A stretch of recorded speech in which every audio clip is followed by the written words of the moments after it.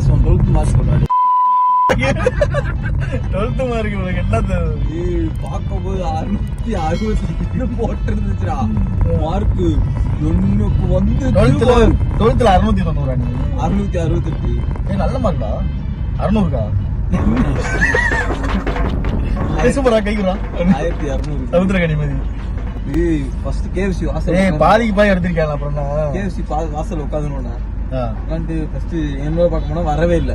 உந்த பாரு பயந்துகிட்டே பத்தியான் 663 எனக்கு அப்படியே பாய கண்ட்ரோல் பண்ணி சிரிக்க ஆரம்பிச்சிருப்பது. நீ மார்க் கம்மியா சிரிக்கிறேன் என்ன பண்ற எல்லாரும். நீ எத்தனை மார்க்கா? 1019.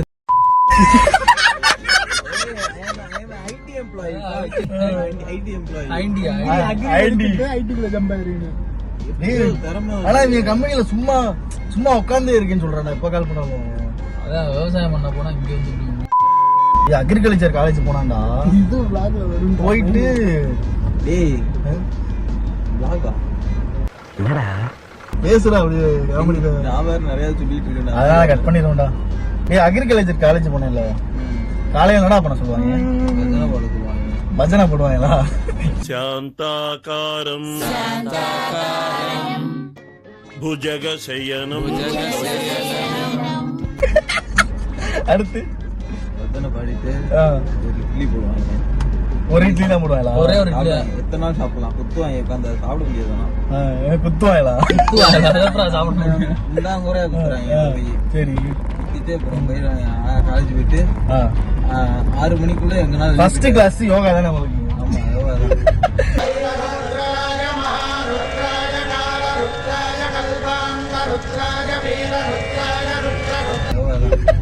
First class யோகாடா.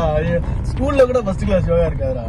அடுத்து காலேஜ்ல வாரத்துல ஒரு நாள் தான் யோகா.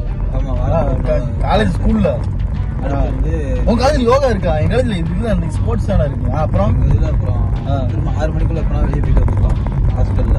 6 மணிக்கு போயிட்டு காலேஜ் முடியறது 5:30. சரி. ஆனா 6 மணிக்கு நடந்து ஹாஸ்டல் போறதுக்கு 6 மணி ஆயிடும்.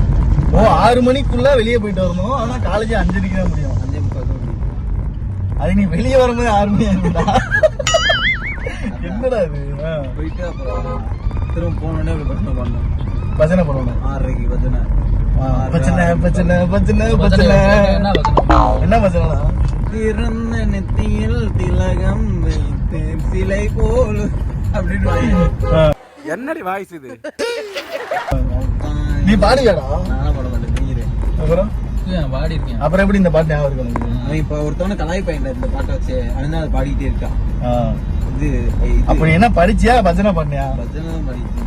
அப்புறம் நீ நேரம் கோயிலுக்குள்ள போயிருக்கணும். கோயிலுக்குள்ள வேணாம்.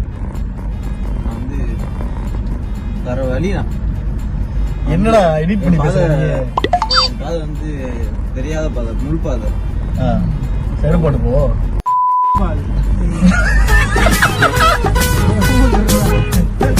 முள் பாதைடா. முள் பாதையா புல் பாதை? வந்து கடினமான இது இருக்கும்.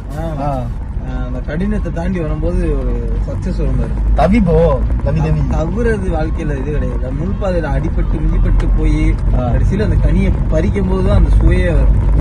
ஆன்மீகம் என்னும் இந்த பழம் கிடைக்கும். முள் பாதையில போறது கரெக்ட். முள் பாதையில போறப்போ அந்த ஸ்மார்ட்னஸ்ங்கிற செருப்பை போட்டு போயிருந்தேன்னா உனக்கு முள்ளு குத்தி இருக்காது. வாங்குற வழி இல்ல. அப்போ உனக்கு அறிவு இல்லைன்னு அர்த்தம். செருப்பு காசு இல்ல. அதான்டா ஸ்மார்ட்னஸ்னா அறிவுடா. எப்படி முள்ளா இருக்கும்போது நீ எப்படி ஸ்மார்ட்னஸ் இருப்ப? முள்ளெல்லாம் தள்ளி விட்டு போக வேண்டியதா? தள்ளி விட்டு எப்படி ஒரு வாட்டி கை வச்சு தள்ளிக்கிட்டே இருப்பியா? ஒரு வாட்டி இல்ல, வேக்கம் கிளீனர் வச்சு ஒரு உறிஞ்சு. எப்படி அந்த இடத்த காட்டுக்குள்ள எப்படி உனக்கு வேக்கம் கிளீனர்? எல்லாத்தையும் கேட்டுக்கிட்டேன். அதாவது உனக்கு எடுத்துக்காட்டு சொல்லிட்டு இருக்கேன். நானும் வேக்கம் கிளீனர் கூட உறிஞ்ச சொல்லல.